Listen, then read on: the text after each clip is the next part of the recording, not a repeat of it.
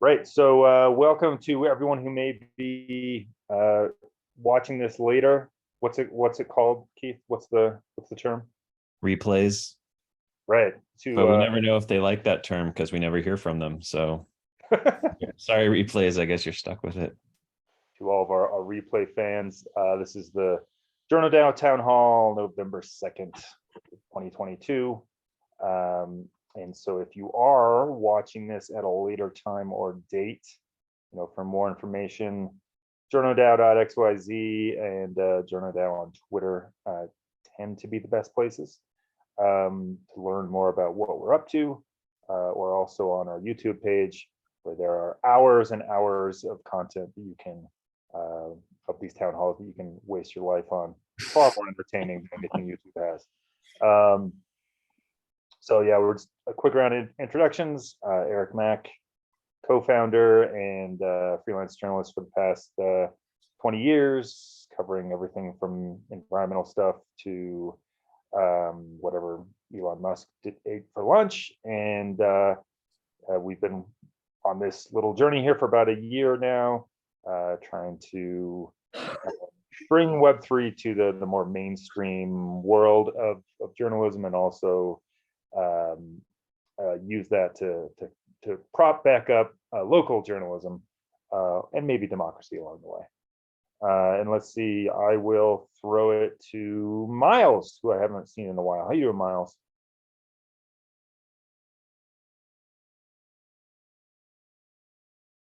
Miles may not be able to unmute. You're muted, Miles. Just shake the phone with frustration. That usually works.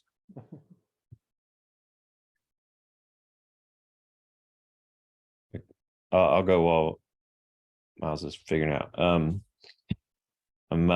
Keith Axline, a full stack developer in Portland, Oregon, and former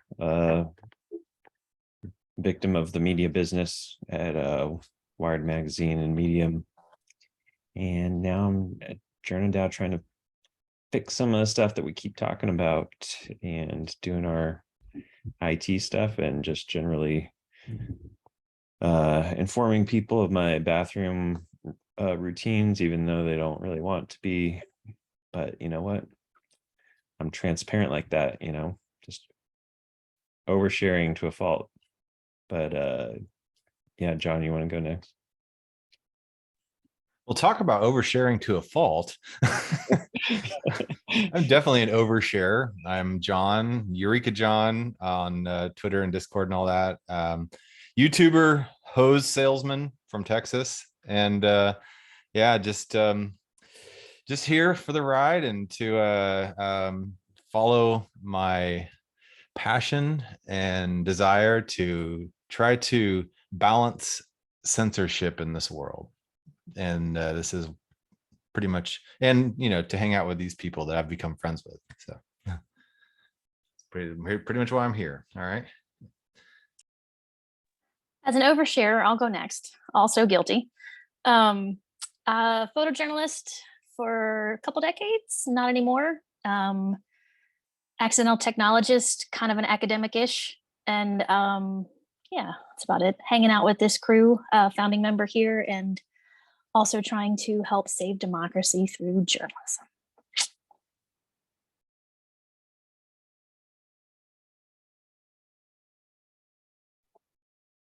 Miles, do you think you got it figured out, or should we pass it to Nick?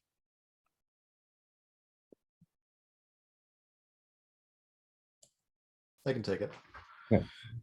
I'm Nick. I do mostly research, and right now I've done a lot of on-chain analysis the past couple of months to kind of pair that with OSINT methods, do investigative journalism.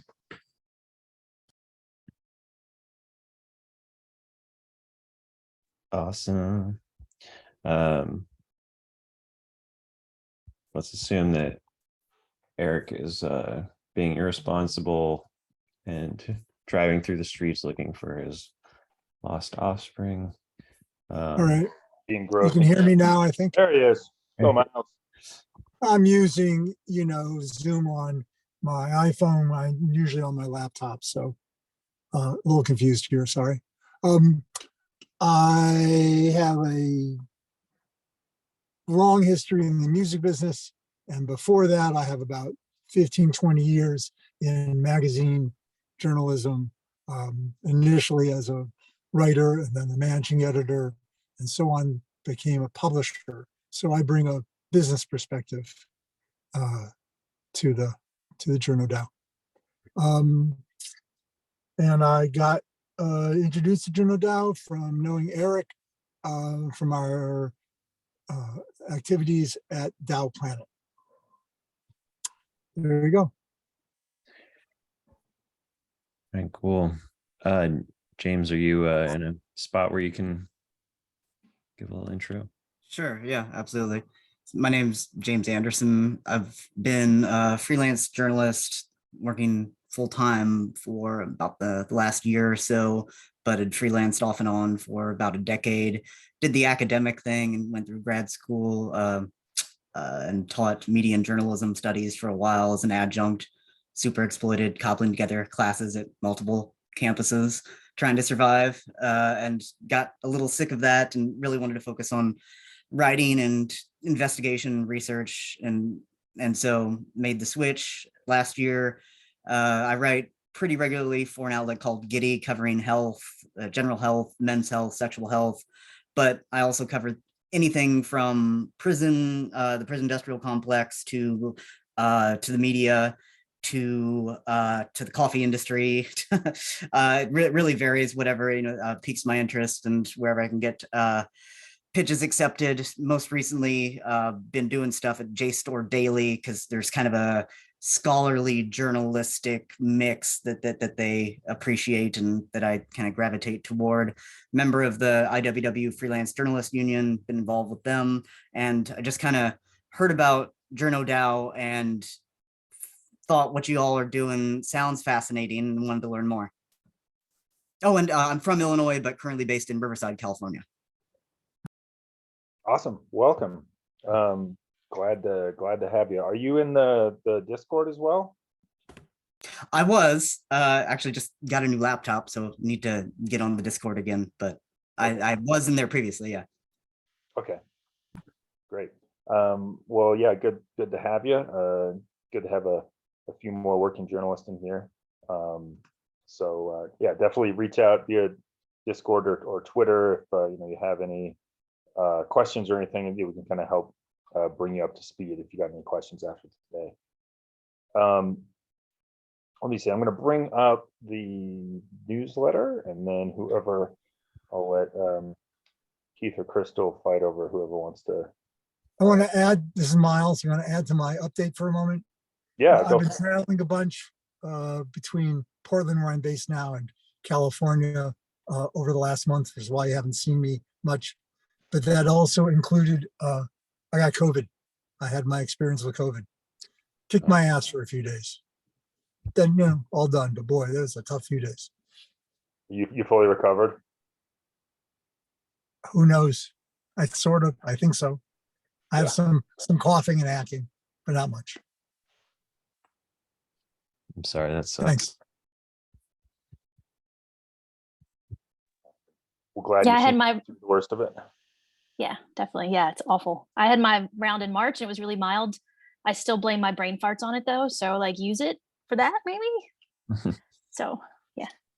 I guess I'll run with the newsletter real quick. So we went to doing these twice a month. And let's see, basically the conversations we had over the last few weeks, last week, our town hall, a Doing Good team rolled in. And so we did an AMA with them, and we have a follow-up meeting with them next week to kind of talk more about one of their initiatives for Impact Reporter, which I'm really curious to hear more about. If you want to listen to last week's town hall, they went pretty deep into what they're up to and why we've kind of collaborated with them for their launch of their DAO. And then on our spaces 2 weeks ago, we had Factland, which Keith and Evan ran with the conversation there, which was a lot of fun. Talked about fact checking in a decentralized manner. And then last week, we had Nick on, and he did a deep dive into his investigative approach So James, you might find this one interesting if you want to listen to this. He dove deep into how he does his research and how he looks for anomalies on blockchain and how they lead him down rabbit holes to find information. There's also a channel in our server, James, that has what he finds. He just posted in there. I think it's under, it's in there somewhere. I think it's referenced in the newsletter maybe, or maybe I brain farted on that one. But I did include a screenshot of this rabbit hole he's been going down recently with Justin's son, quietly trying to do an acquisition of the Huobi exchange. So that's interesting. Collaborations and, oh no, I forgot a conversation. Eric was, oh no, that's down here. Whew. Wow, I need more coffee. Yes, Eric was on a podcast with Tim Delays from DAO Talks. So put that one in your queue. I'm going to listen to that one this weekend. We also recorded episode 3 of our DiGiorno series with Eureka John today, which was a lot of fun. And Reza joined us from PubDAO, which was really cool as well. Got some new voices in there. We dove into censorship, which is always a deep hole. We did not solve it, but maybe we made some strides towards solving it. Who knows? It's close. If we just Right? have 5 more minutes, man. I know. Damn that hour mark. On October 19th, Spencer went to DC and met with the deciders, and he put a little blurb in here about going with there's a few DAOs involved, but the DAO Coalition is part of this initiative, and met with lawmakers and politicians to talk about legislation that will inevitably be rolling down, so we can at least have a voice in that conversation, which is really cool. And Keith built us a bridge from Twitter to Mastodon, which we're going to get into in a little bit. But basically, he built an app that kind of walks through why you might want to make that switch. And also has a bridge that kind of helps port you over. And then Mastodon is a decentralized social media service. It's been around for a while. It's very different than Twitter. I have some recent strong opinions about it. Even though I've dabbled with it over the years, this recent migration over there has been interesting. So, and that is it. I got to hop here in a minute to drive to campus. So if I drop off, then I will see y'all soon. All right. Awesome. Thank you, Thanks. Crystal. Sure. Cool. Any follow-up off anything on that? Anyone wants to add or anything that we left out? Yeah, I'll just add The recording for the next DiGiorno series is next Wednesday at 11 o'clock Central Time, so 9 Pacific. So yeah, any of you guys in here are welcome on there. Next week's topic will be funding and public goods for Web3 and journalism. And this is recording only. It's going to actually be published. We just started doing the first episode of Decentralized this week. There's 3 more episodes of that. So there's 3 more weeks of publishing that. And then we start with DiGiorno. So I guess near the end of November. Eric, do we need to reschedule that? I Conflict, right? I can't make that one, and it's not. It's actually a dentist thing that I've already rescheduled twice. So, if it's possible to figure out another time, I would love to be on the last one. But yeah, no, I want you on the last one, definitely. Let's put our heads together and we'll figure out another time. And then we'll post it, and I'll put it, I guess, in the DAO general channel, or which channel should? Okay, all right. Cool. Yeah, appreciate that. Life has gotten a bit more complex of late. And yeah, I'll just add a few things. I guess that podcast conversation I have with I think it's Tim Delhaes. I'm not sure. It's an Austrian or German name. And he is a super fascinating guy who's interesting to talk to, just because he's been living a nomadic lifestyle for like 12 years with small children. That was fascinating to learn about. And he recorded that entire podcast from a coffee shop on the beach in Brazil. And it's kind of funny because it's audio only. You won't be able to tell, but it was a very active coffee shop too. I mean, you kind of hear it a few times, but whatever sound canceling microphone system he had, I want, because it was impressive. And most of that conversation, it happened. So we recorded that like the day that the Elon buying Twitter deal became official. And so he was really excited to dive into that. So there's quite a bit of talk about Elon and Twitter, which I think is why he got it turned around pretty quick to get up and out there. But yeah, it was a fun conversation, and you'll also hear me repeat things I've said a million times over the last year about JournoDAO. But yeah, I think it went really well. And then I applied for this thing that Crystal sent me like a month ago. It's the Refi DAO Founders Circle. And it's just kind of, it's a very structured, like kind of similar to like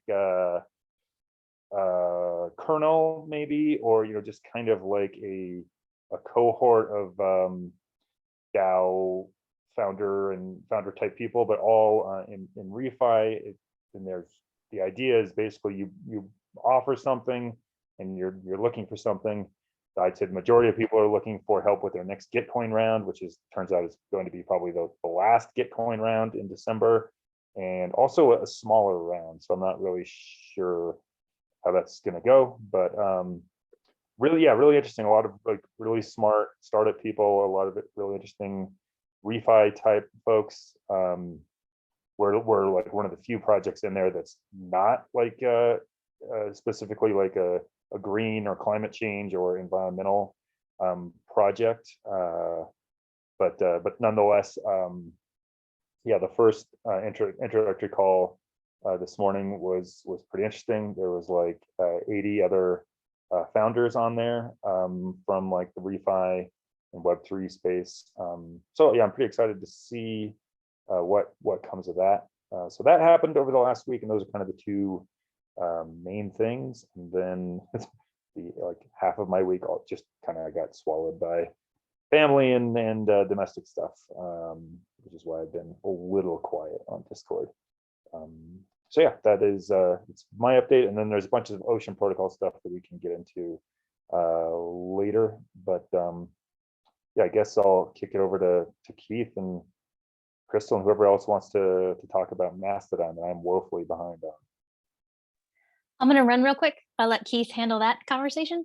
But also, we have that call on Monday with investors. So I didn't put in the newsletter or anything, but don't forget your bios. I'll start bugging you probably tonight or tomorrow on Discord for that. So thanks, Crystal. bye, y'all. Thanks. See ya. Yeah, so we started whenever it first came out that like this last Friday was going to be the handover to Elon.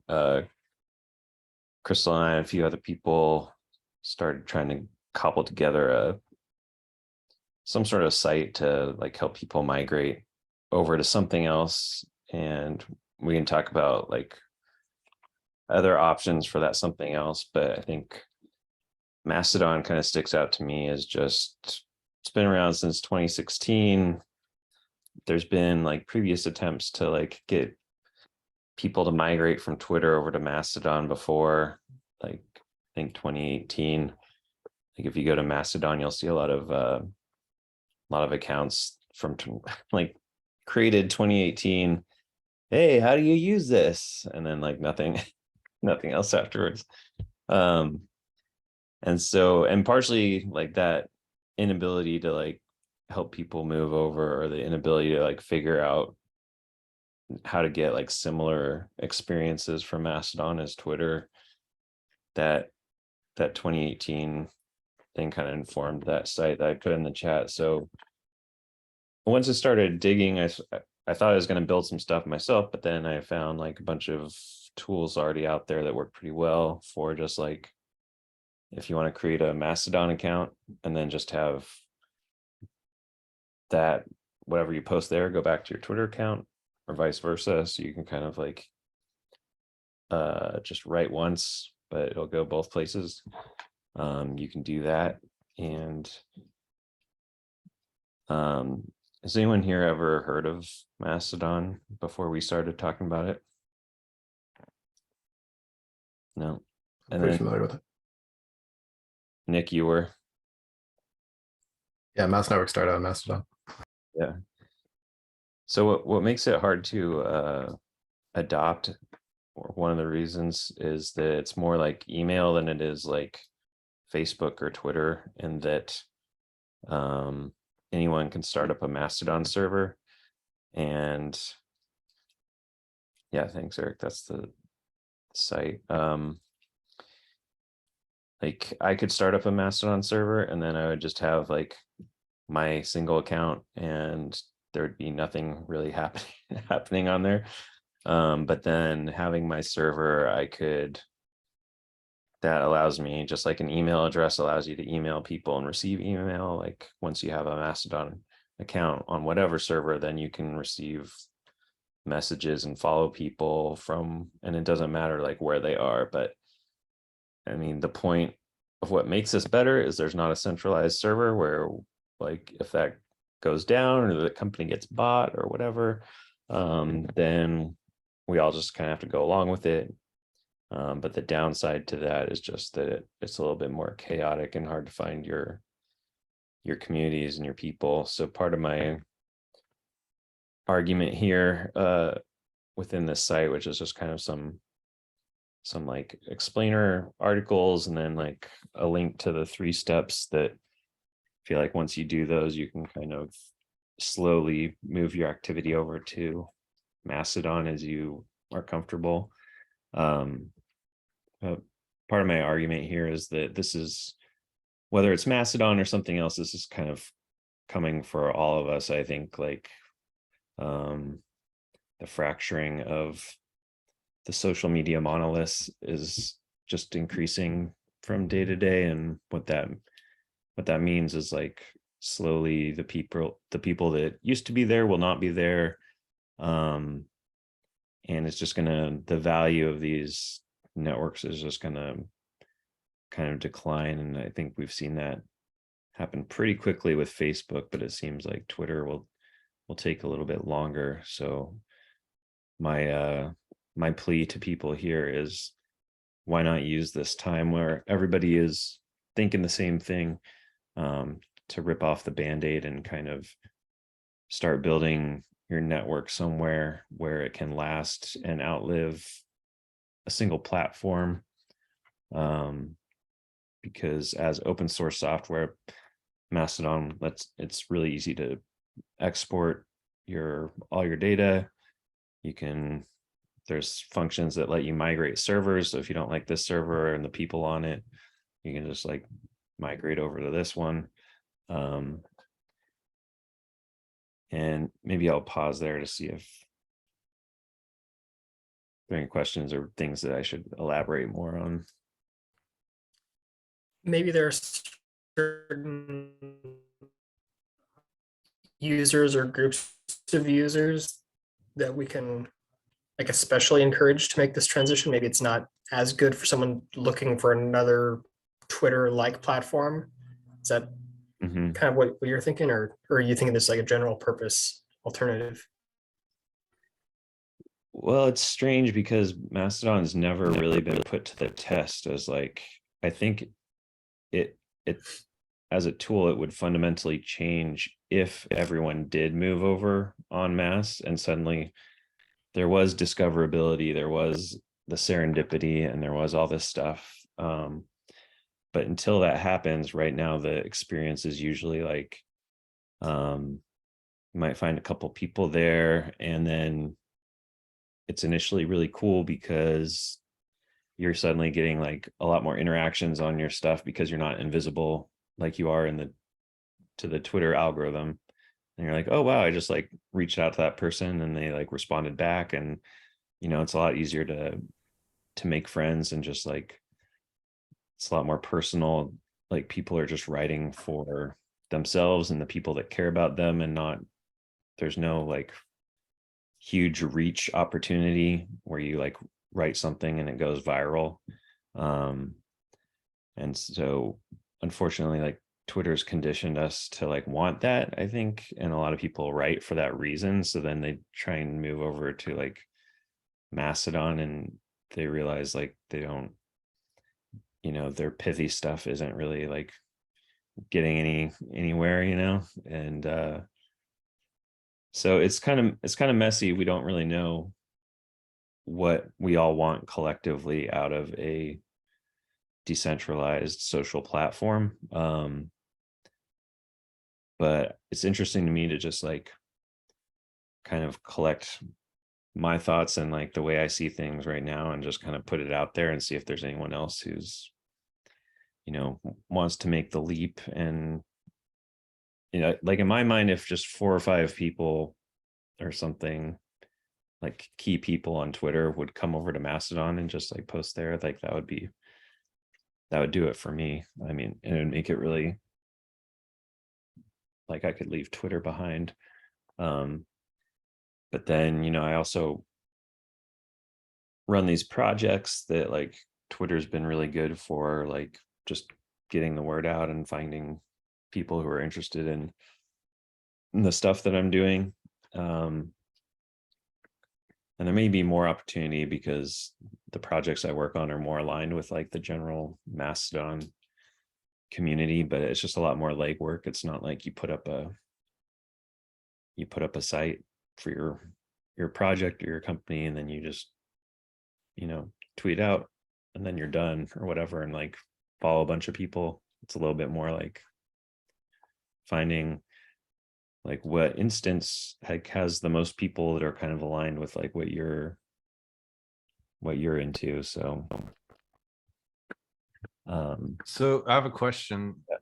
If you're in a Mastodon instance or a Mastodon server, are you're only able to see the posts of people in that server, or can you follow and see posts of people from other servers on your same server timeline?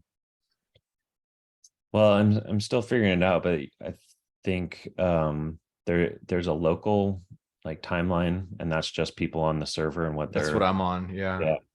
And then there's the federated timeline, which is more Twitter-like, because that is posts from people that are followed by people on your server. So it's like one next step of connections out through like Okay. the social graphs of everyone on that server.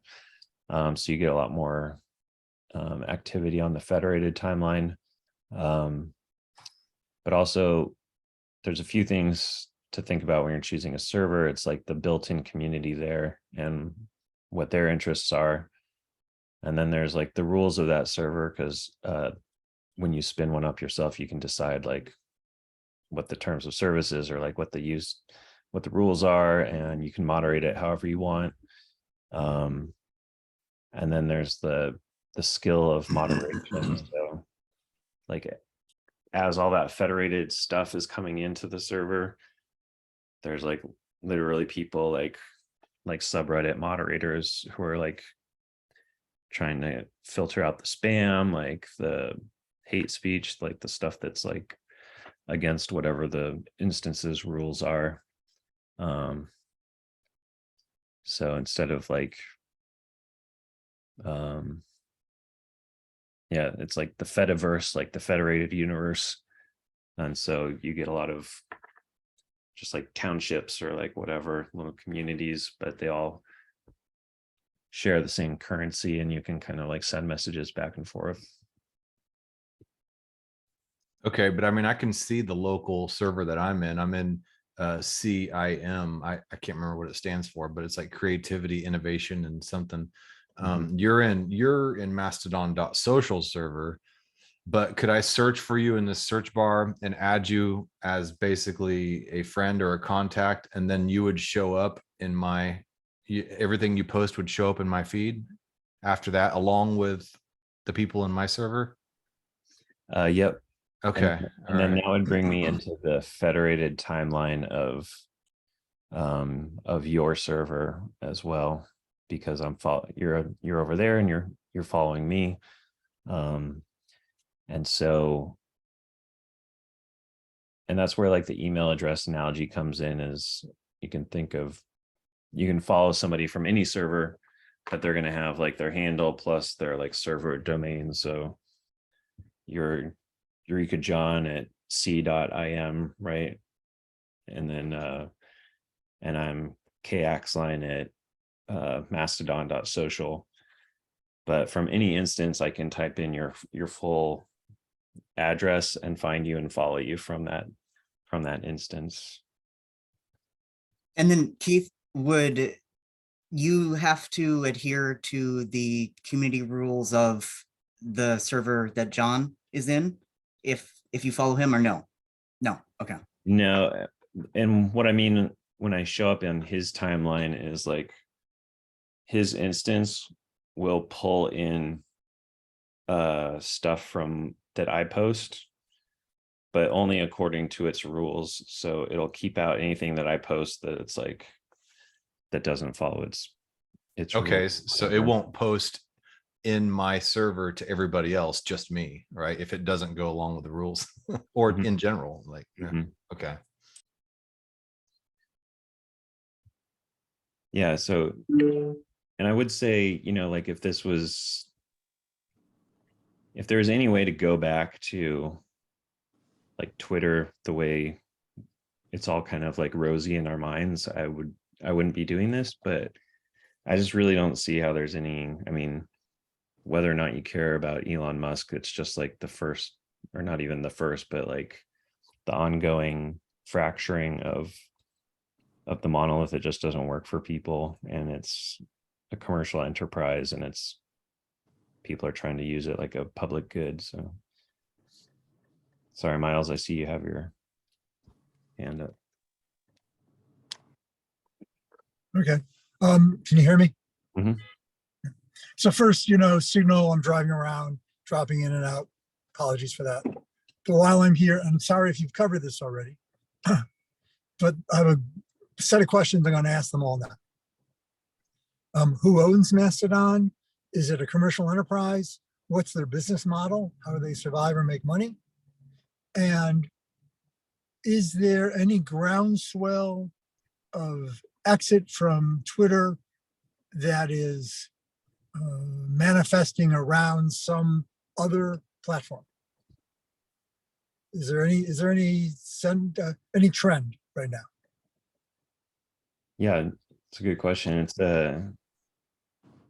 So it's an open source software project that there's, I think, just a foundation behind it, and the person who invented it or did the first development on it,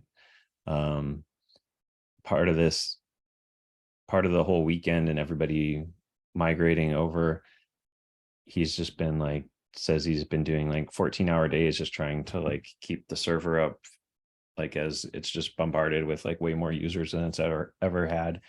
And he says he makes like $36,000 a year from just donations and the foundation and everything, which is kind of crazy because this is like more than a full-time job, and he's been doing it since like 2016 or whatever. So like if you do end up using it, I definitely recommend becoming like a monthly contributor on the Patreon page. And there's been like from what I've seen, like a lot of activity. Like you can follow the hashtag Twitter migration or Twitter takeover are like the two main ones, I think, both on Twitter and on Mastodon. If you look on the Mastodon side, it's easier to like see how many people are coming over and just like, I'm done with the bird site. Like this is just too far. It was starting to suck anyway. Like I'm looking for something else.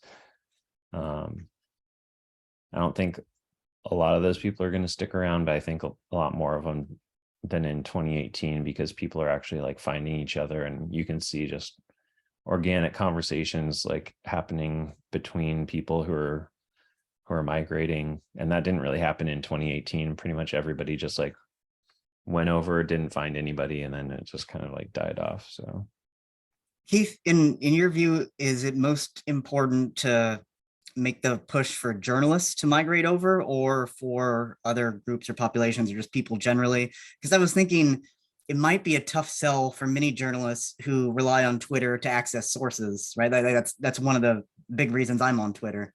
And if Mastodon lacks those sources, then it's not going to be like a great alternative, even if it's an awesome community and all that.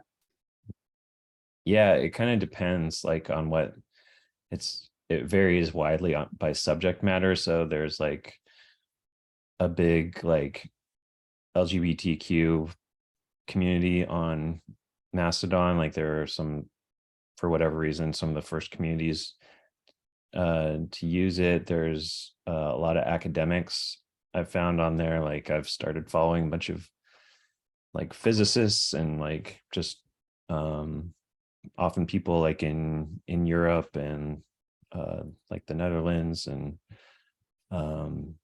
in Germany. And so it's kind of like, in some ways, it's not a good general purpose journalism tool if like you're just a generalist. But if you actually are writing about any of these topics where there's this adoption, I think it's probably, you know, a gold mine in a lot of cases, because you can just find these people who aren't even on Twitter, who don't use it or don't want to use it, who are like way high up in their field. It's interesting to me because like the whole premise of like Web3 social media is supposed to be where you can take your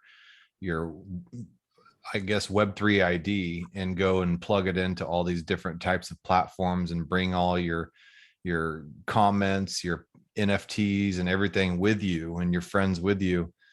What are you able to also go from server to server and take all your comments and I know you can take your connections with you if it's on, if it's in the Mastodon ecosystem, but can you take all your posts with you? I mean, what if they don't blend in with the rules and regulations of another server? Yeah, that's a good question. I have seen some people say that when they migrated to a different instance, it didn't port over all their posts, but those still exist on the other ones. So we are entering into like the chaos of everyone managing their own data, but it's kind of like I think that's a good thing. Like I'm noticing this trend over the last couple months, or not, it's not a trend externally, but just I noticed like the further humans get away from like the means of production on something, the more kind of pathologies like develop. You know, it's like when we get further away from how our food is made, then we like create all these like weird synthetic stuff that like poisons us, and it's like probably not good. And like as we get you know, farther away from like music or whatever, we just get like a bunch of like homogenous commercial whatever, and nobody really knows how any of these sounds are made or whatever, but they're just like, I don't know, synthetic musical junk food. And so I think getting us closer to like, you know, our data and our decisions, and having more responsibility instead of just like offloading all that for convenience, I think is probably the way out of a lot of this. And so I noticed more of an appetite with like the people who are disgruntled this time. Like in 2018, people just wanted, you know, the convenience, but just not Twitter, like Twitter, but not Twitter. And now I think enough harms have been felt by enough people that they're like, okay, like I better get my hands around this so I can actually make social media what I want, instead of like just kind of being slowly boiled in the Twitter pot. Oh, I think you're muted, Miles. One of the questions I asked was, What other platforms are drawing population now? Yeah, so I've got a list on the site that I hope will grow, and it's just kind of like my top contenders there, and we can go into each reason why I think Mastodon is like a better option like right now. But there's a lot of promising things coming on the horizon, like Eric mentioned it in the chat, Farcaster, which does kind of let me see if we, yeah, you turned on screen sharing. I can go through some of these. What is the closest Twitter emulator? It's hard to say. Orbis is pretty close to Twitter, Yeah, but it's not that widely used to my knowledge. I didn't hear that. I would say Orbis, orbis.club. I can share the link here. My guess is that there's probably on the order of like mid 10,000s of users. I could be wrong. I'd be surprised if it was in the hundreds of thousands. And what's the number at Mastodon? I don't know that one, but Keith, would you have like a ballpark? it's in the Yes, for- millions. Like I've seen like 3 million, 4 million, something like that. But like, there's no single server that's like more than 100,000 people. So it's like very like dispersed. And diffuse. in numbers, is there anybody? Are there any other options that are much higher? Like who's benefiting the most from the Twitter exit? Should we call it Twexit? Yeah, Twix. Yeah. Makes me hungry for a Twix. You know, it's funny. You know, someone should start to name. We could name this. We could refer to it as Twexit and see if it catches. Yeah, let's start the hashtag.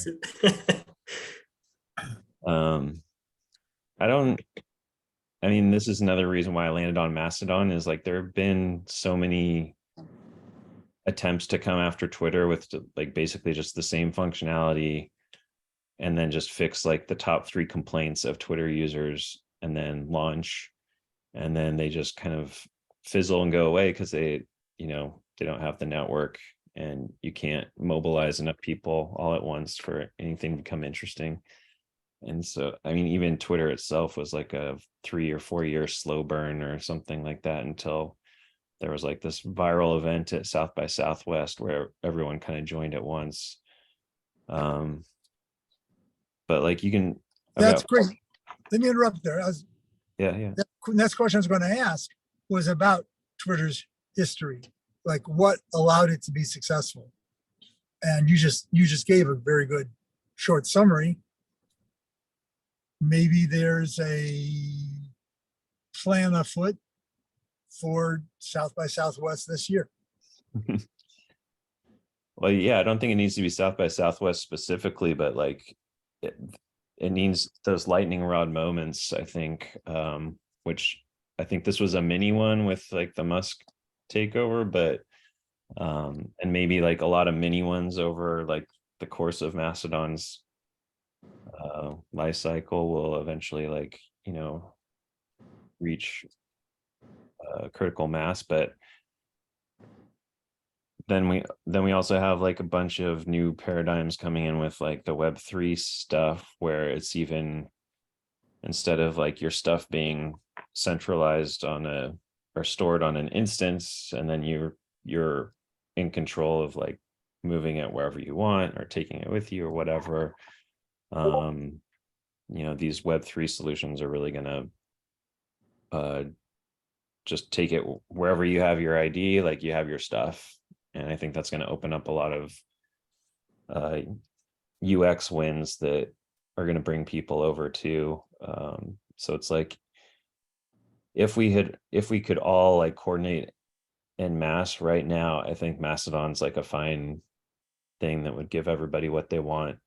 And everyone would be there, and we would all have a very comparable experience to Twitter. But since we can't coordinate like that, then it's just going to be kind of every person for themselves. Everyone's going to find like their thing that like works for them, that's fun for them, wherever their community is, like wherever they're getting the most engagement, and then who knows what happens after that. Are there any campaigns? Are we aware of any campaigns to try to promote a Twexit? I'm not aware of one. I mean, there's definitely hashtags, including like going to Mastodon, and I don't know what it was. Can't recall what the hashtags were. It was just like hashtag leave Twitter or something. Quit Twitter, I think, was one of them. But there's definitely stuff on Twitter itself. Which, like James was saying earlier, I mean, basically my thoughts are, I think I agree with the entire sentiment and the entire idea. I'm a little annoyed that everyone wants to leave now, because I'm not exactly in the Elon's going to ruin everything camp. And yeah, I wonder, like, how long would we have to wait for like a true Web3 based alternative? Because most of those are really early and have like very low adoption, especially since it seems like there's like some, with Crystal and some other people, have run into a lot of anti Web3 sentiment on Mastodon, which makes me wonder if we ought to just like kind of start our own, get like a strong community going in Mastodon. Seems to make the most sense, which I think is kind of what you're hoping to accomplish, right, Keith? Yeah, I mean, my goals are kind of open-ended, and I'm mostly just personally trying to explore the space and like share my, what I've found out over the years of using it, and then also just my analysis of what's coming down the pipe, and what I think we could do right now. Because a lot of us felt like an urgency around this like pivotal moment, so it wasn't really like, oh yeah, we'll just kind of see what happens, and then tough it out for a few months, and then hopefully like Web3 gets its act together. And I think a lot of people were looking for something like this weekend, and then it was Mastodon really was the only thing that made sense to me. Like Farcaster, I've been sharing that screen. It's looks almost exactly like Twitter without all the like side cruft, but it's invite only, so you can't really recommend that. And I can pull up Orbis. Orbis is pretty close too, and it's like more mature, especially like they've just been developing really fast over the last few months. But they do have, I feel like they have one foot in like Reddit subreddit land, where you can join these groups. Like I can go into like ceramic group, and then it becomes more like a Discord experience where there's like different channels within that group, and you can only use it by connecting a wallet. And so I thought those two things were just too much friction to like sit there and recommend that people go over to it, where I know that people could at least like get signed up and start using Mastodon. Whether or not it would be fun or they'd find anybody, I don't know. But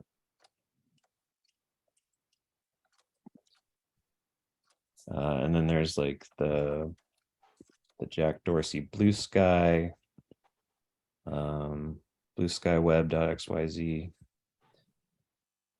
which seems very similar to Orbis, but somehow blockchain enabled.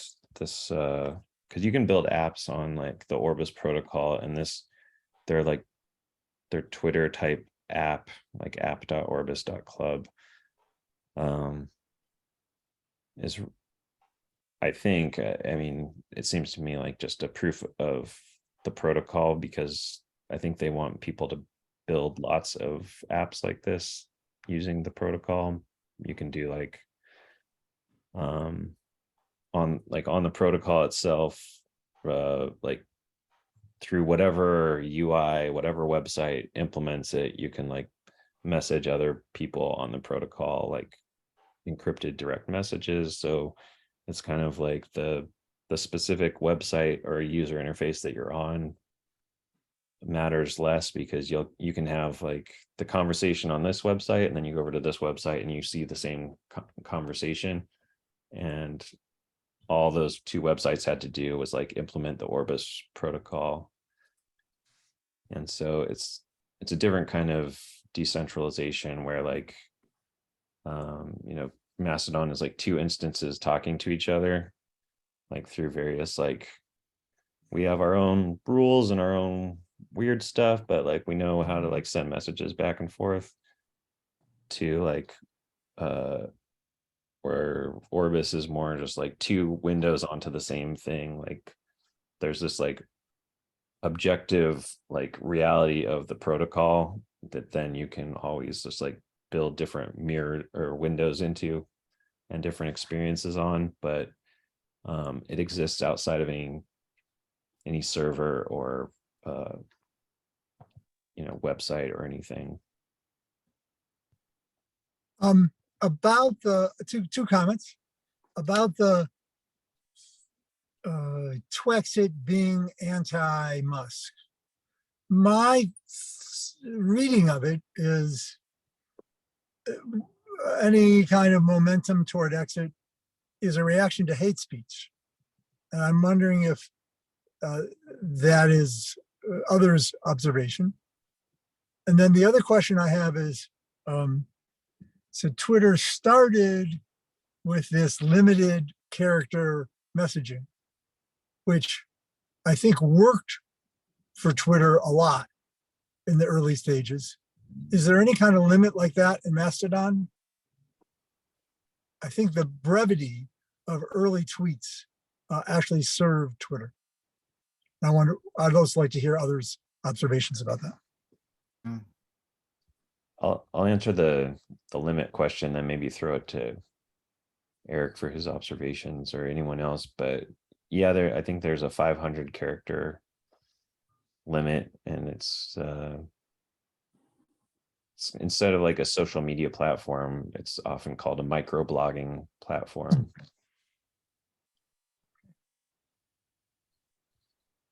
Eric, what do you think about the reasons that people are? Well, yeah, I mean, the urgency seems to be one that's like kind of politically motivated, and just Elon being a controversial person who says controversial things, but he says controversial things that go in like all directions politically, which I think is something that is lost on a lot of people. He's kind of, but yeah, basically, it to me feels like Elon's taking over, and Elon's not on our team politically, so we're leaving. Like that's what it feels like a lot to me, which I find funny, given. Do you think those people felt that Twitter was on their team? Yes, I do. But I don't necessarily think they're correct to feel that way. Yeah. But yeah, I mean, over the last 2 years, I would say, I mean, this is opening a whole can of worms, but over the last 2 years, I would say that Twitter's content moderation and censorship choices had a rather more left bias than Or they had an anti-Trump or a Trump caution bias. I don't know that it was left. I think it was a reaction, a reactivity. They weren't moving towards something, they were moving away from something. I'm really trying not to bring up like the lab leak theory in Hunter Biden's laptop right now. That's just the easiest way to make my point. But Well, it's also super hard because everyone's timeline is like super subjective, right? Like we're trying to make objective claims about what they're doing based on like our curated like view of what Twitter is. Like there are some like academics actually like, you know, mining the data sets and whatever, but that's generally not what we're looking at or talking about.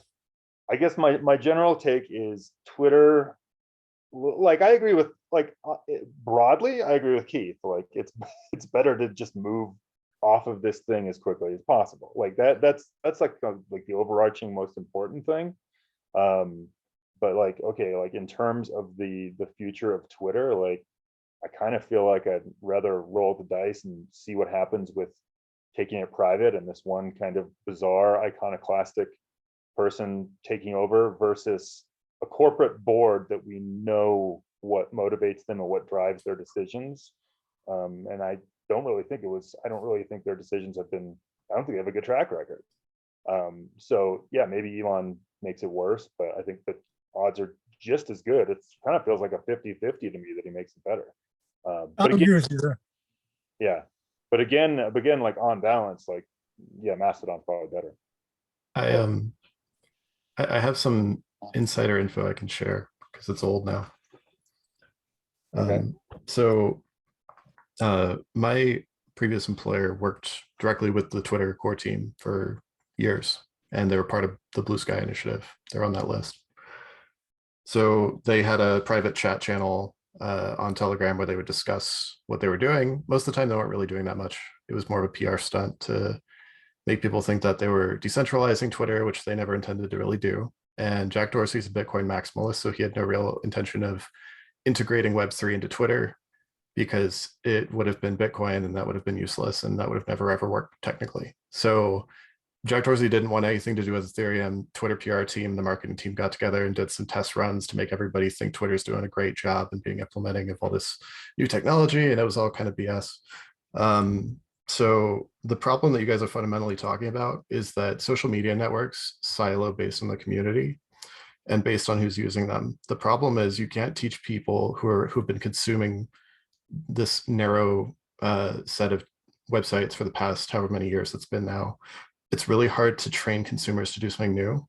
So mass migration is just not going to happen no matter what you do. You have to kill or improve the tools that you have. You can't make the internet more competitive at this point. I think that's really what you guys are talking about, is how to compete with Twitter.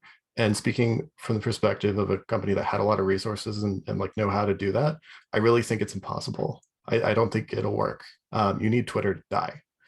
And Elon Musk taking it over is not going to kill it. It's going to take more than that. If Trump comes back and all the Truth Social and Gap people migrate back, it might cause a bunch of conflict, but Twitter thrives in conflict. Like the algorithm will just go nuts. So the fundamental problems that you're dealing with are a lack of competition and the fact that everybody has to discuss these things because it does impact our ability to communicate with each other. And I would suggest, yeah, having more tools in your toolkit to communicate with people that you want to communicate with directly, that's a good habit, but you're training yourself as a consumer to make that decision. And getting your friends and family and other work connections to do the same is always the hardest part. And most of the time in my experience, they won't do it unless there's a really good reason, because they just do what's habitual. Or what everybody else is doing. Well, yeah, and that's the other bottleneck to social media is you need people to already be there, right? Right. Nick, I have a quick question. So there have been other social media platforms that have gained popularity since Twitter was founded, right? And some of that you can attribute to, Facebook buying up Instagram or whatever, and the added promotional capacity that offers. But do you not think that is possible going forward, or like what are your thoughts on that? Like rather than thinking about it as a competition, like another platform that enough people could start using that it would be popular enough to be viable. Well, I mean, those other platforms will always be viable and they might have enough people on them to be useful, but do you want to log into how many social media accounts do you want to log into every day? And is there a tool that lets you aggregate those together? And the aggregators are going to win out, if anybody does. And the other option is like third-party software. The issue with all these things too, by the way, is that there's support costs involved, there's security concerns, all these, like we had a browser-based plugin that let you use Web3 on Twitter, and it sucked. It's horrible. As far as I know, it still sucks. The UI is terrible. Nobody's doing bug testing on it.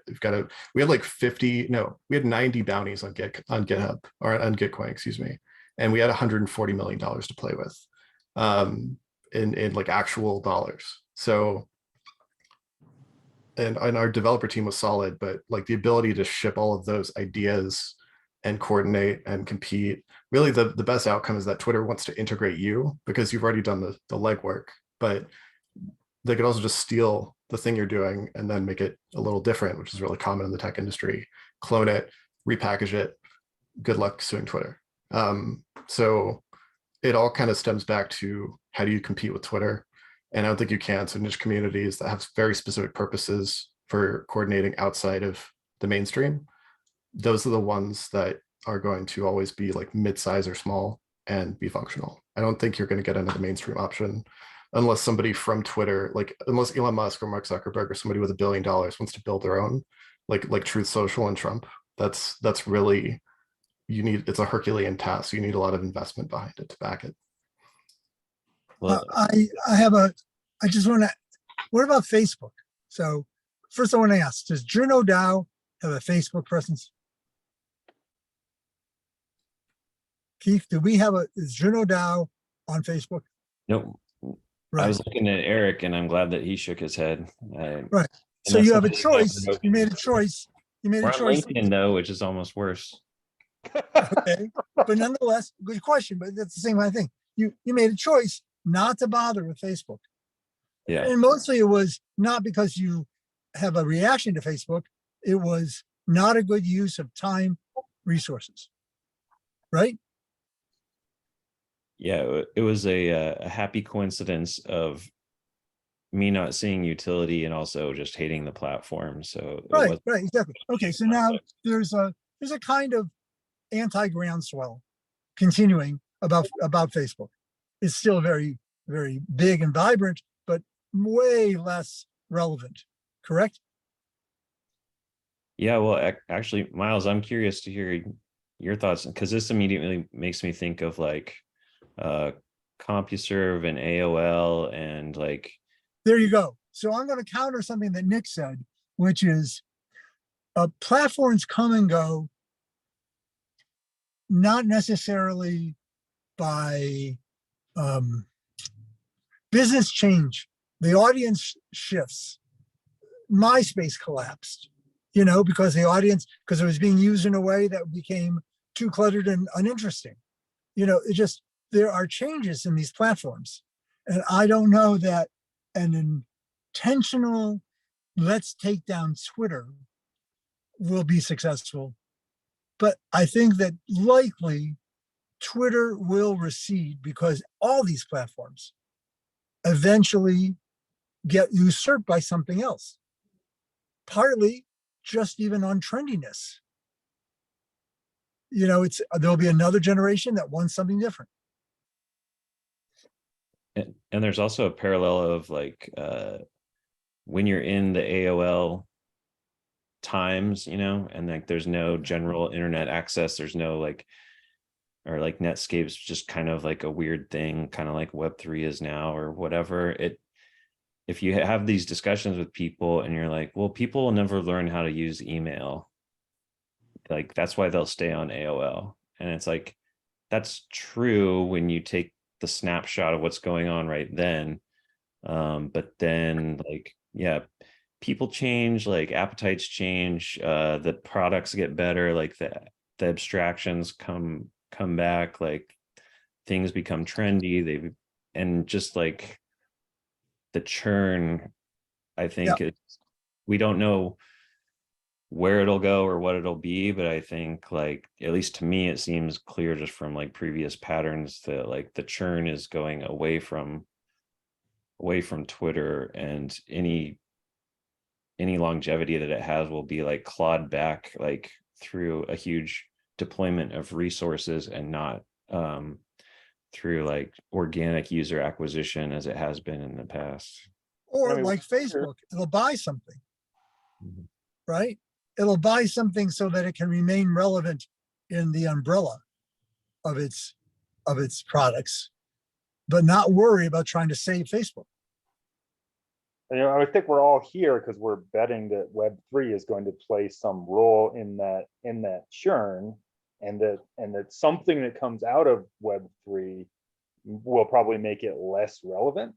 So then that probably doesn't look like Web3 Twitter, even though I know I've been like asking what that is. Like it doesn't Yep. exist, and maybe it doesn't make Web3 Twitter might not make sense, because if Web3 catches hold and this ownership model of creator stuff and of content like takes hold, well then like that completely changes the landscape. And so then like something else that may not even look like a social network will be able to take hold, and then that's where the churn comes from that makes Twitter like turns it into MySpace, which I thought Justin Timberlake was still killing it with, but maybe I'm wrong. Yeah. Yeah, And as James just talked about, TikTok, is Yeah. what's important to the youth market right now. Yeah, Right. absolutely. Yeah, Twitter's for Chinese irrelevant. surveillance. It's good for Chinese surveillance too. Yeah. Yep. Many businesses and many maybe actually inspirational causes will attempt to get a foothold, and something will, and it will seem brilliantly planned, but it's mostly a bunch of luck. And Right. TikTok, another one, could you have planned that TikTok would have become popular? There's that one happened to have worked. We can, after the fact, go back and look at all the things that made it work. But there were other parallel efforts that could have worked instead of TikTok, right? It just happened to be that TikTok, their business intention and their resources and whatever was the gestalt of what they offered resonated, and it worked. Boom. Something else like that's going to happen. It won't be an anti-Twitter movement. It'll just be the next thing. And as Eric just talked about, we hope it happens within the environment of Web3.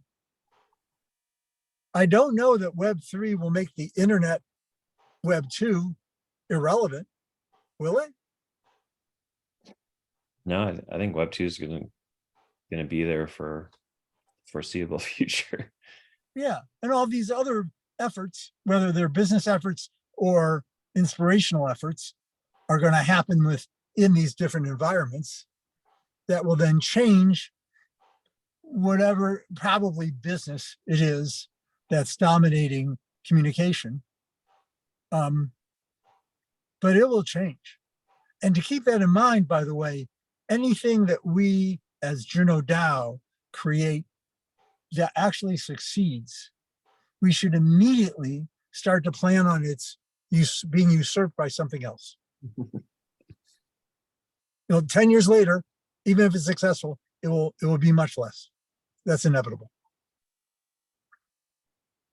Well, what I like about Web3 for its longevity is like that it's you can build things to be composable with other things not competitive with. So it's more like, oh, let's build something that can work with all this other stuff. And so instead of like, even if that becomes like hugely popular, whoever wants to do that in the Web3 space can just take what we've done and then build on top of that. And it doesn't take away from what we've done, and it just adds to what, I think I just like the lack of a zero sum Right. game. It's the It's the building toys that are compatible with Legos. Yeah. You know, when you look at the blue sky thing, like it kind of looks like when you read the stuff about it, it kind of looks like the answer. Just in, okay, so they're building on a protocol and it's like on blockchain, and like it seems to be saying federated social, that's cool, portable accounts, like it seems in line, but like I'm guessing that this is largely, I mean, they're built, like for one thing, like why are they building a whole new protocol? Like that makes me kind of suspicious, and I'm assuming that it's going to be kind of like the usual suspects from venture and wherever funding this thing, right? Like this like it's saying all the right things, but it doesn't look like it's going to be anywhere near a public good, right? Is that your read on it, Keith? Yeah. Yeah, I mean, unfortunately, that's like my read on most things, especially like with Republic, other like data ownership competitors. It's like they say all the right things, but then it's like, well, some promises were made to somebody for like that $1 or $2 million that you've been burning through to build this. Like, what were those promises? And then whenever those checks go to get cashed, then like, how are you going to reconcile that as like this product is a public good? It's like trying to run the Web 2 game of quick cash, fast growth, and then like mystery billions of dollars. You know, it's like we're still carrying over this like, oh, we'll find a way to just like extract value. We just got to get the network and the user base, and now this is just like what people want to hear now, and they're not really taking it seriously. And it's like, I think people are trying to monetize things that are too early. Like we need these protocols, and then come the next even bigger businesses and companies. But I think people want to have their liquidity event like way too early. Like I think like Gitcoin's pretty interesting, you know, like I don't know how Kevin Owocki like raised money for it, but like he got a protocol and a public good built, and now he's like, you know, building super modular, which is like a business on top of it. And I think that's a good model, and maybe these investors have that model in mind, but it's like very the way they're being marketed as, and like the shiny factor and all this stuff, I worry that they're going to try and extract value at the protocol level. Well, yeah, there's somebody who's put in a bunch of money and is going to expect some return. And so therefore there's going to be decisions made to generate a return. Mm-hmm. I mean, there are some exceptions. I feel some inspiration from just the whole Unix history. Unix was created, could have been monetized early, and the people who created it chose not to. Said, no, this is owned by the public. And then a whole bunch of businesses built around Unix emerged with reasonable business models and their own gates into and out of their feature-laden products. But it was still built on something that was offered and owned by the public. Am I right about that? Yeah, and I don't know specifically, but I would guess that there's a bunch of people who tried to do Unix, but just like monetize it, like mostly open, but then like, let's take some for us, and like none Right, of those. there's a whole bunch of that. Yeah, That's exactly what happened. Yeah. Keep going. I was just gonna say, and we don't know who those people are because they're not around. Like I think it's the people who will actually commit to the public good that will have the longevity. I don't know. I think it's both. I think Unix was served by having a bunch of for-profit businesses built on Unix, but with enough specific fences around their features that that allowed those businesses to thrive. And those businesses thriving actually continue to then help Unix continue to be relevant. Yeah, but the focus was on the businesses, and I'm worried that there's too much focus. Like when you want to get excited about Blue Sky, or maybe even like Lens or Orbis or whatever, that like the protocol itself is viewed as a project to get return from, when it really only works as a public good. And so as soon as you try and like siphon some off for like a central body or investor or whatever, that inherently is just like kills it, because the thing that didn't do that is going to be more successful because people are just going to go over here.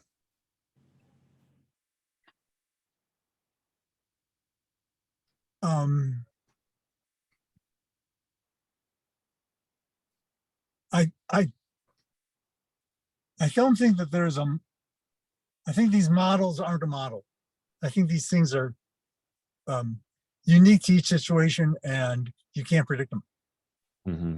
And there's often hybrids between business and inspirational public good efforts. Mm-hmm. I mean, Craigslist, you know, it's a very healthy nonprofit. It could have been a ridiculously profitable business effort. And Craig chose not to do that. Why? Because he chose to. Miles, if I may, Yeah. I'd say that one of the chief arguments, like one of the things you'll hear a lot from people that are actively doing open source or Web3 development, they feel, I think in general, and I would agree, that the environment for those startups to not be acquired and integrated into the big tech companies that have monopolized the space. I missed your last sentence. Repeat your last sentence.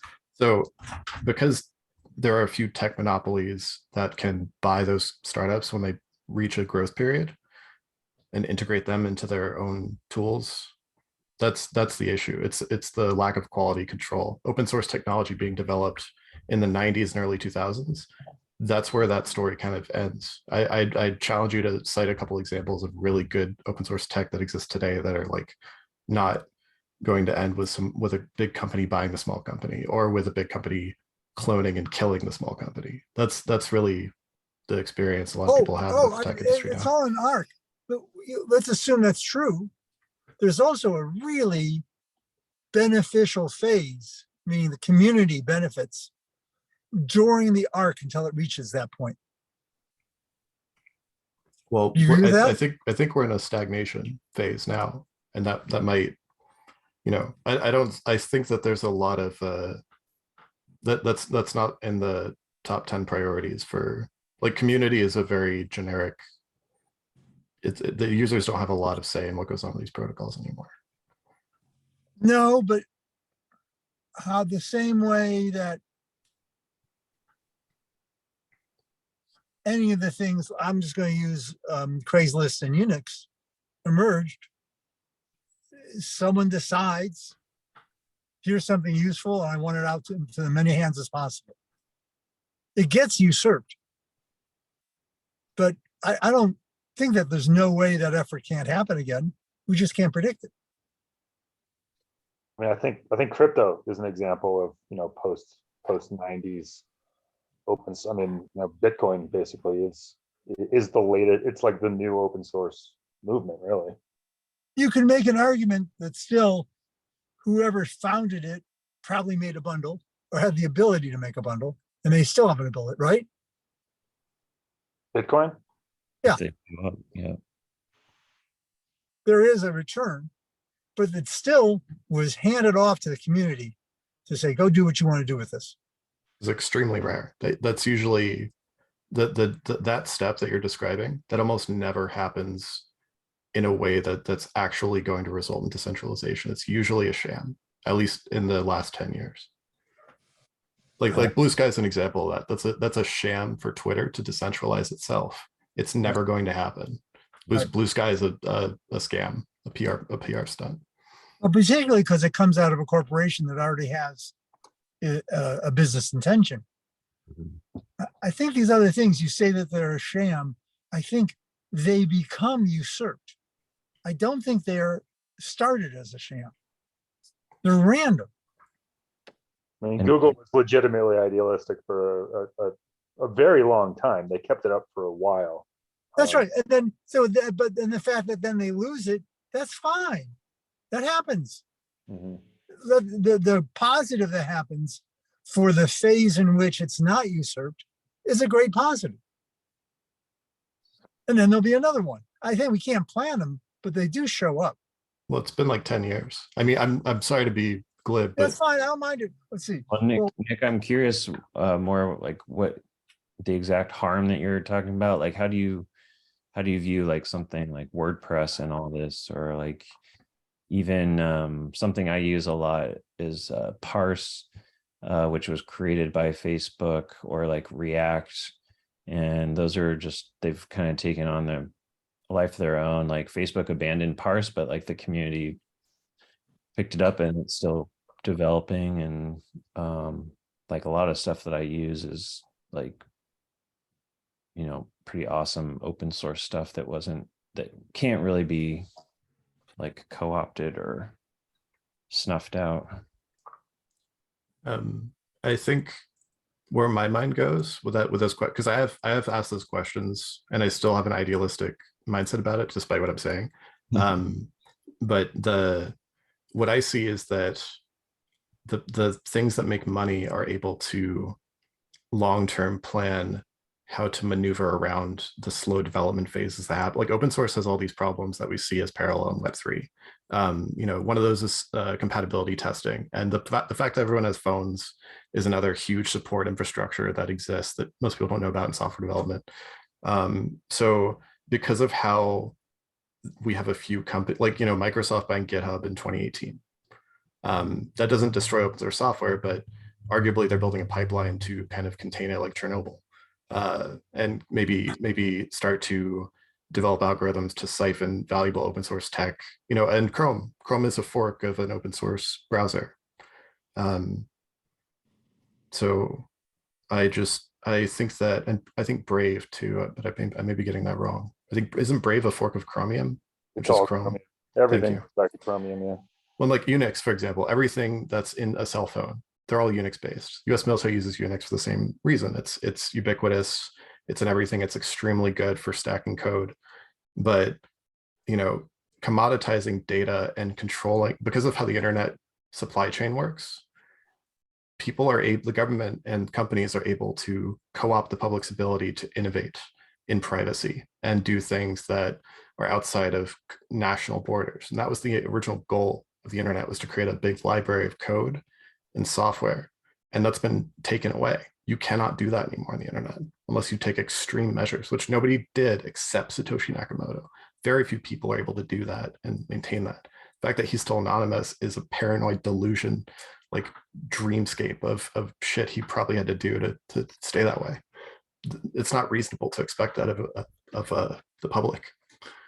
So it's I the just lack ask of a privacy tools.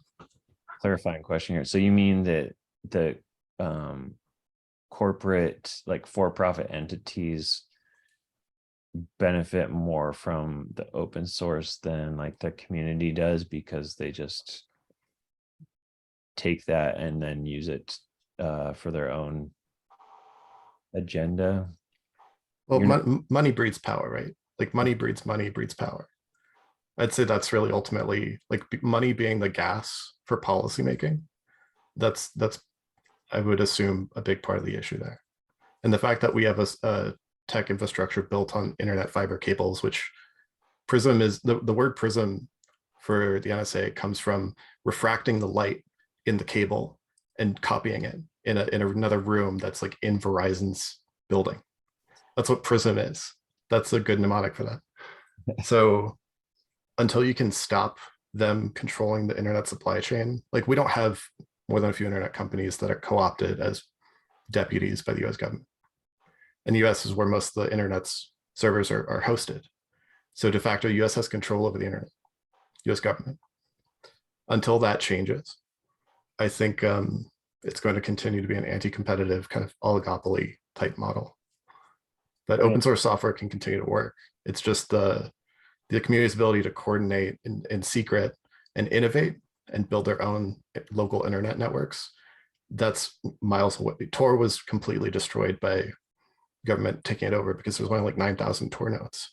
You need people to actually want to host Tor. That's why Ethereum was exciting until centralized exchanges and AWS host the majority of Ethereum. That's a state of failure, right?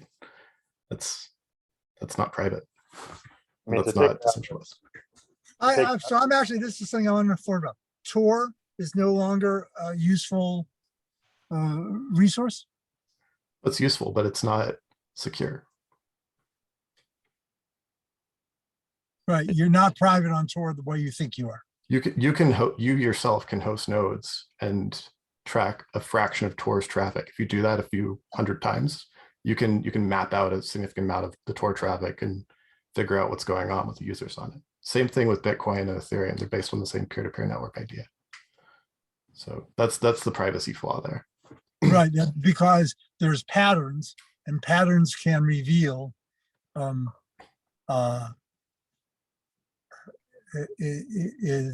what's not intended to be revealed. Yeah, I can use any 15 unique identifiers to identify any person in the United States based on internet traffic alone, based on their ads, even. Yeah, right. And Nick, I got this from you in a prior conversation. That's the key, is that there just isn't enough unique traffic to blur the identities. Yeah, and the host system is it's not a private relayer network. It's very easy to build a tool, plug it into one outlet, and then you've got instant access. And then there's an entire infrastructure that's developed since 2004 that has been built specifically to ask these questions and monitor all global communications. Just an unfathomable, like me saying it doesn't make you understand fully, and I don't understand fully, even though I've been asking the question for years. So let's It's accept crazy. that. Yeah, that still doesn't mean that there won't be efforts like Unix, crypto, Craigslist that will be started, and for a while have some benefit and have some and not be controlled. If I may, I think you could both be right in that. Like I think I particularly see where Nick is coming from, and the idea that power concentrates and invests in itself and protects itself, and I think the stagnation that Nick is talking about in the past 10 years, like I see that.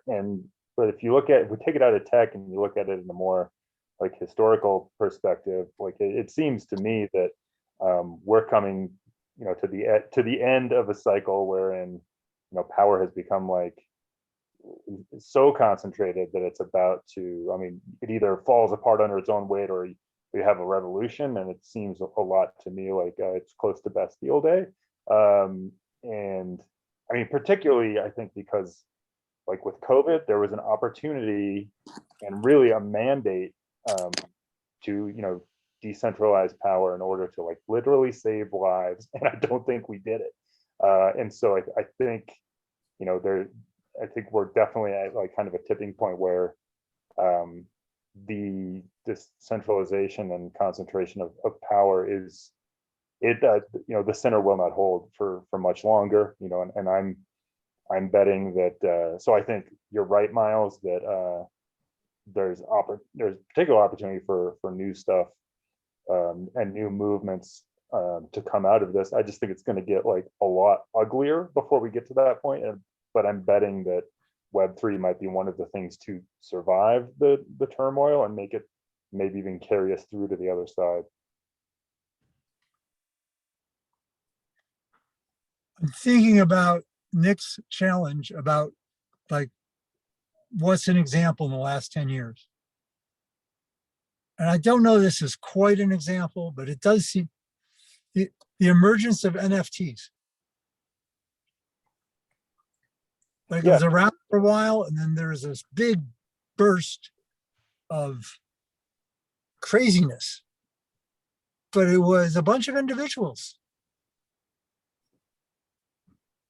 Not only, there's a bunch of companies too, but there was this, and it's been probably completely usurped and no longer a place for individuals to have any success.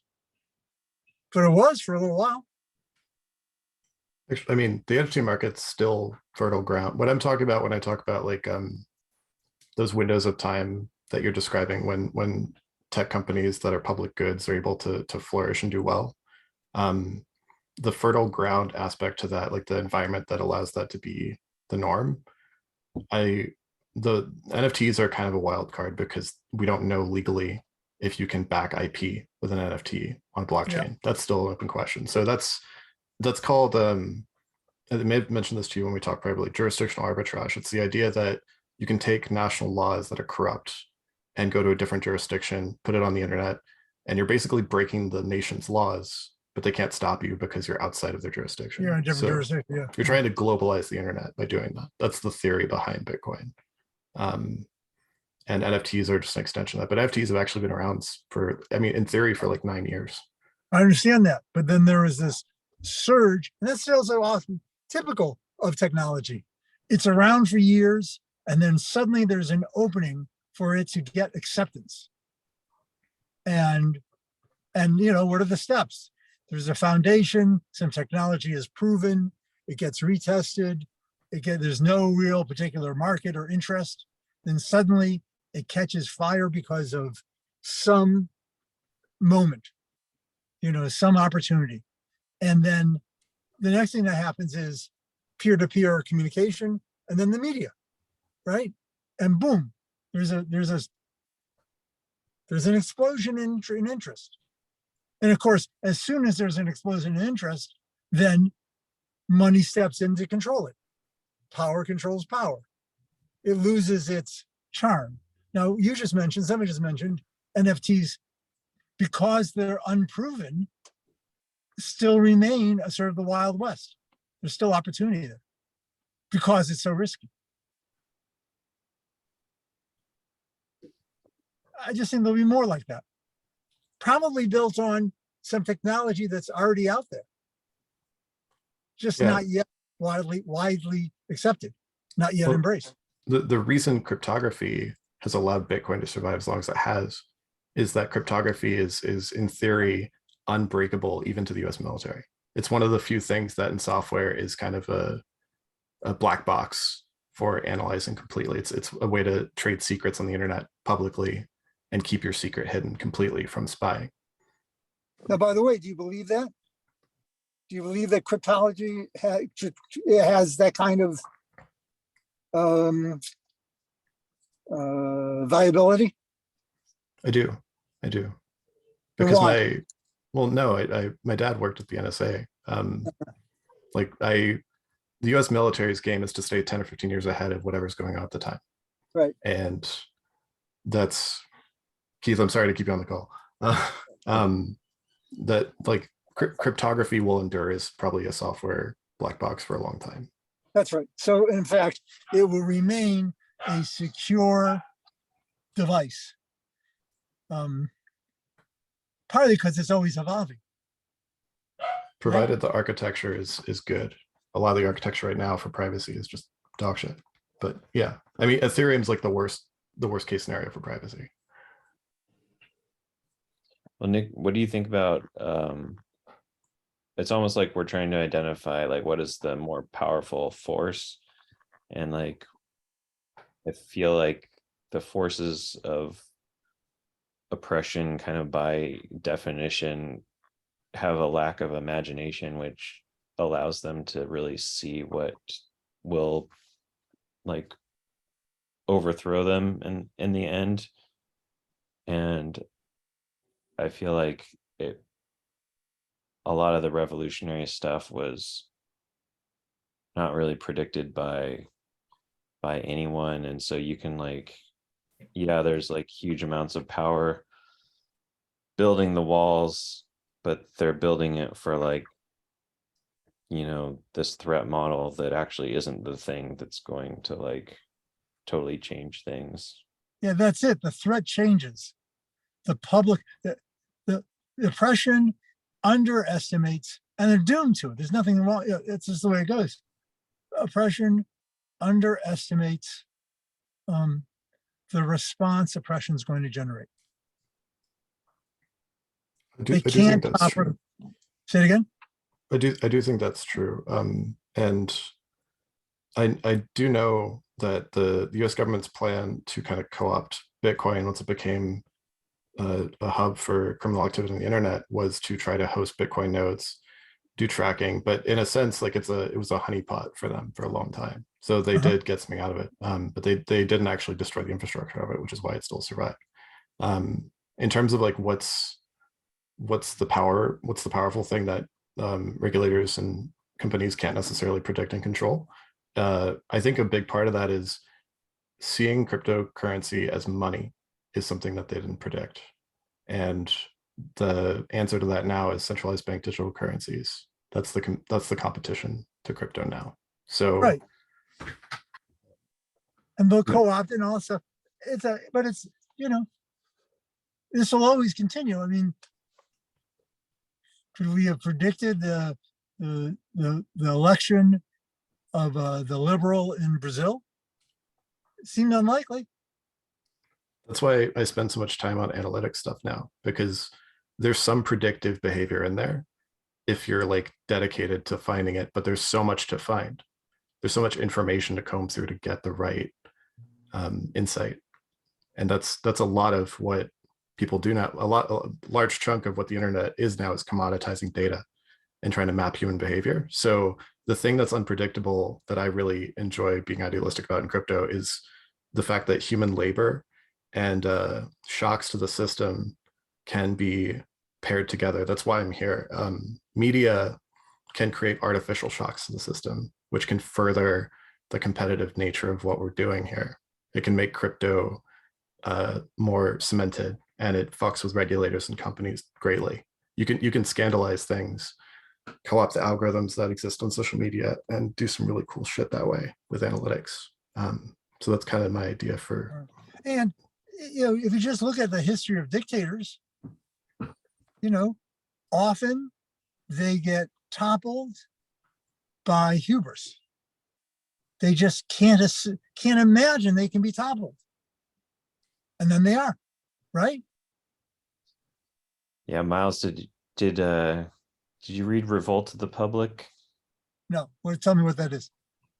It's just a really good book that that's the example after example. It kind of outlines the tension between the lack of imagination by the system to like understand how like the people, like capital P, or the public, capital P, can basically like overthrow it at any time.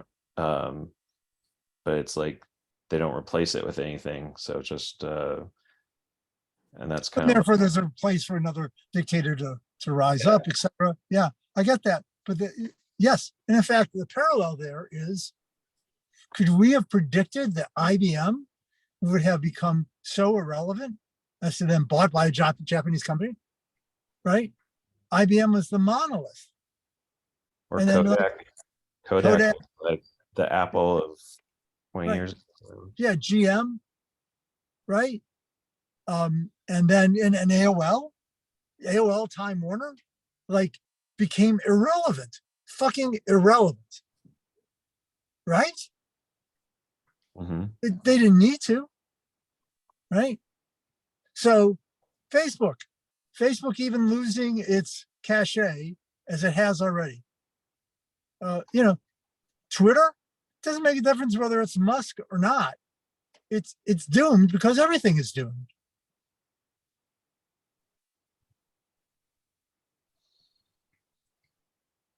I think know, just- if I wanted to characterize that another way, you could say the competitive, like the global competitive strategic games that are being played out by different countries. That affects everything that happens on the internet. So through that, like through that perspective, those issues, there's a certain amount of tension there, like Keith said. You know, this goes to why, you know, the argument against the new world order controllers, because I can't believe that there would be some, you know, knitting of, you know, some fabric of world controllers planning everything that are this inept. Yeah. You know, like, why wouldn't there be a much bigger control of everything than there is? That Like- does bear out when you look at like the Russian government hacking during the U.S. election, affecting the U.S. election. Right. That's and in the end, a comedy of errors. yeah. Yeah. And in the end, Biden's in office. How the fuck did that happen? Right? It's a mess. It almost didn't, but Biden's in office for 4 years. And there's certainly a lot of argument to say, yeah, but there's no difference between the two parties. But, you know, not when you look at the Supreme Court. And then the other one to look at is like, would anyone here have predicted that the Ukraine war would still be going on now? When Russia invaded Ukraine, how long did we think it was going to last? Or Right? go back to like a month before the 2008 crash, and the amount of people who knew it was imminent was like maybe 200 people or something like They made a that. movie about a couple of them. Yeah. Okay. But I mean, So wait, Nick, say that again.